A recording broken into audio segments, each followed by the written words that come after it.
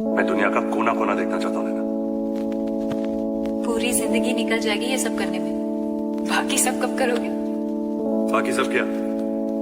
22 तक पढ़ाई, 25 पे नौकरी, 26 पे छोकरी, 30 पे बच्चे, 60 पे रिटायरमेंट और फिर मौत का इंतजार।